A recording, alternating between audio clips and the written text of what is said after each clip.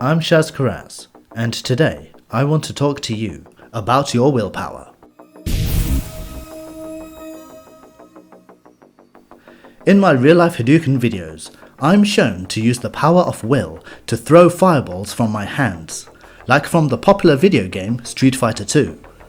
So today, I want to reveal an idea on how you can develop your own willpower to help you on an everyday, real-life basis. Now hear me out, this information can seriously affect your life. As announced this year, I'd like to share some valuable ideas on self-development based on my experiences as a personal trainer, tutor, and motivator. So I see willpower as a pretty good place to start, and to master it, you first need to understand what it means. The dictionary definition on willpower is control exerted to do something or restrain impulses, i.e., most of our bad habits are due to laziness or lack of willpower. That's just on paper. It's also a common belief that we have a limited supply of willpower, and once our mental energy is spent, we'll suffer from ego depletion or brain drain. This pretty much means that the thinking parts of our brains, or the prefrontal cortex, gets burned out and won't work any longer without rest and or refueling on some of that sweet glucose. It sounds like a pretty good excuse for people to reward hard work with junk food. Could this be another sugar-pushing conspiracy like Halloween? Hey, maybe that's another topic for another video. I don't know. But what I do know is that biologically speaking, the brain is an organ and doesn't consume sugar the same way as a muscle does.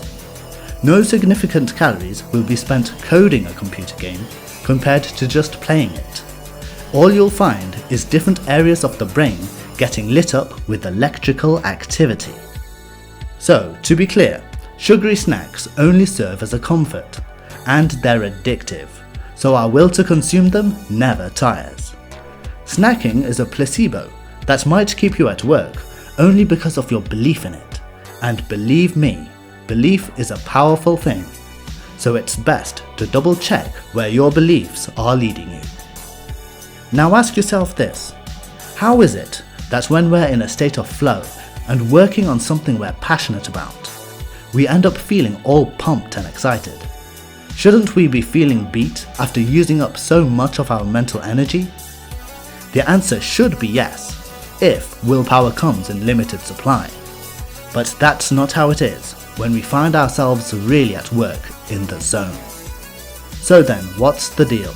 The answer lies in the deeper layers of the brain, the limbic brain, which evolved way before the prefrontal cortex even came into effect. Since the prefrontal cortex is what we used to think with, the limbic brain is all about how we feel. Willpower then is something to be viewed as an emotion, like love or hate, and nobody can say that at any given time they can't be emotionally moved, because their feelings have been exhausted for the day. I'll leave you with this thought. Simply by accepting the belief that willpower is an emotion, you can unlock your potential by having a will that is in fact unlimited. Whether it's at study or work, whenever you find your willpower drop, that's your inner feeling telling you that there's a problem with what you're doing.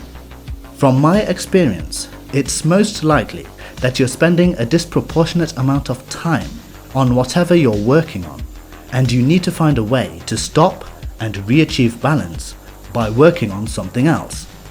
After all, just because you find something less important, it doesn't mean that you should spend no time on it at all.